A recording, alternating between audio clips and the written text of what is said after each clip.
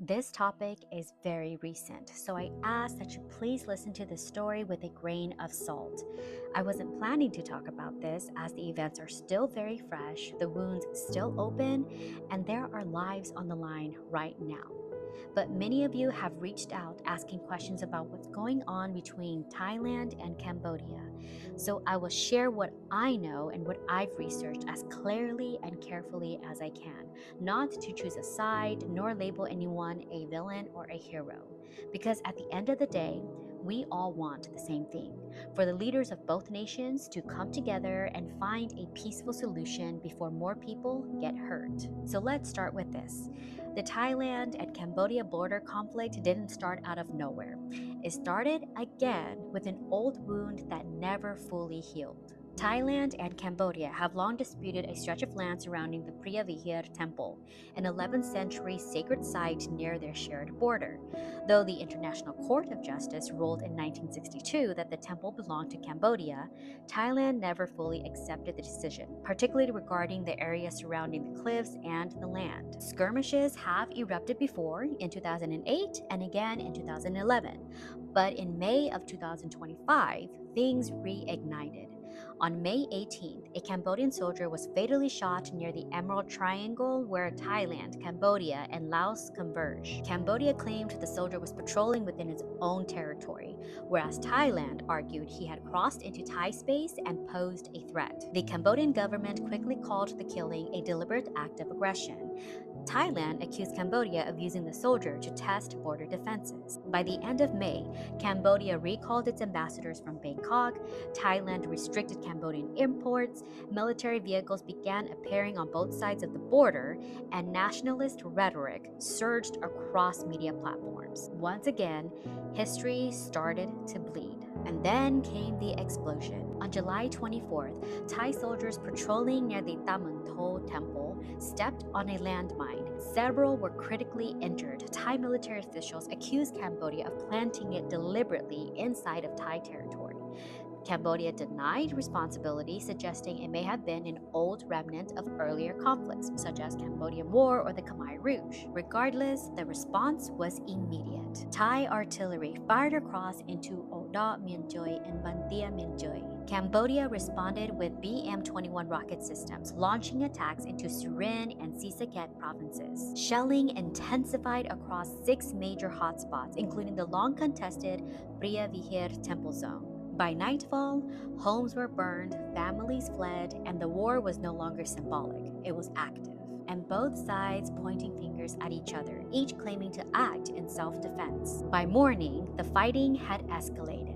Thailand launched airstrikes, deploying F-16s and Gripen fighter jets. Reports confirmed the use of cluster munitions over forested regions. Cambodia retaliated with heavy rocket fire, targeting not only Thai military bases, but also border towns. At least 3 Thai schools, 2 hospitals, and a Buddhist temple were hit. In retaliation, Thailand declared martial law in at least 7 districts across 4 provinces, giving the military control over civilian operations and media. Cambodia declared a state of national defense. By the evening of July 26, the cost became painfully clear. The confirmed fatality was at 33, 13 Cambodians, including 5 soldiers, 8 civilians, and 20 Thais, 7 soldiers, 13 civilians, including children. Over 168 civilians have been displaced, fleeing with a little more than blankets and water jugs. And the stories started pouring in. A Cambodian family was killed at a gas station where their kids were buying snacks. The violence was real, and it was only growing. But this wasn't just about land anymore.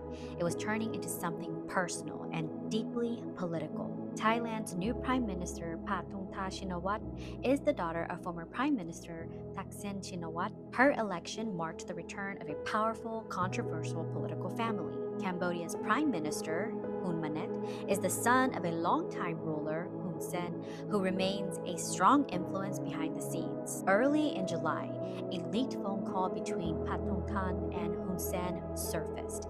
In it, Hun Sen appeared to warn Thailand against military buildup.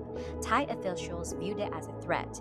Cambodian officials saw the leak as manipulation. This moment triggered protests in Bangkok and Phnom Penh.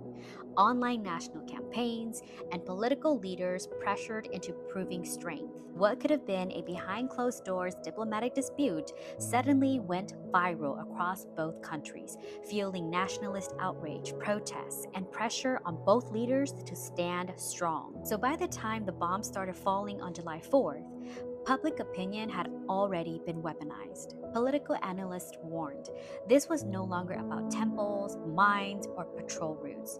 It was about saving face, preserving legacy, and proving strength. As of July 27th, the fighting has slowed, but tension remains. The violence has displaced over 168,000 civilians from their homes on both sides of the border.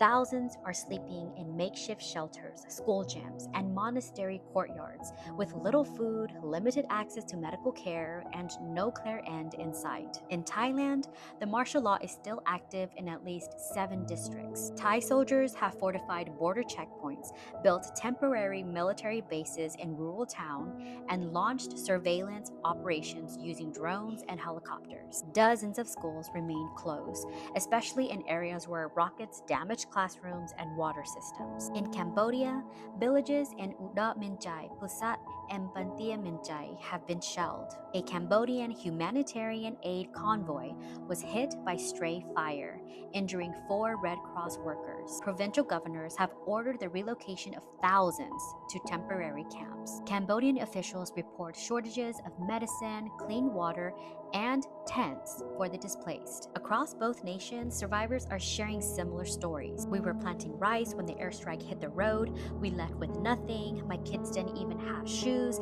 I don't know where my husband is. He went back to check the house. And yet, through it all, both governments still deny responsibility. Thailand blames Cambodian rocket fire. Cambodia blames Thai aggression and imperialist ambition. Each accuses the other of war crimes and both demand international investigations. But here's the truth. There is no military victory in this. There is no side that wins when children are hiding under tables, when temples are being targets, and when history is repeating itself in the worst possible way. This conflict was never about a single mine. Not really. It was about unresolved trauma between leaders, nations, and generations. And now, that trauma is bleeding into the lives of everyday people. And let's be honest here.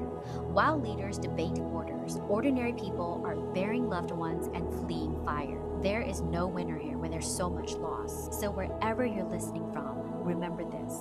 When it comes to war, borders don't bleed. People do. So stay informed, stay human, and let's keep demanding peace before the cost becomes too high for either side to bear.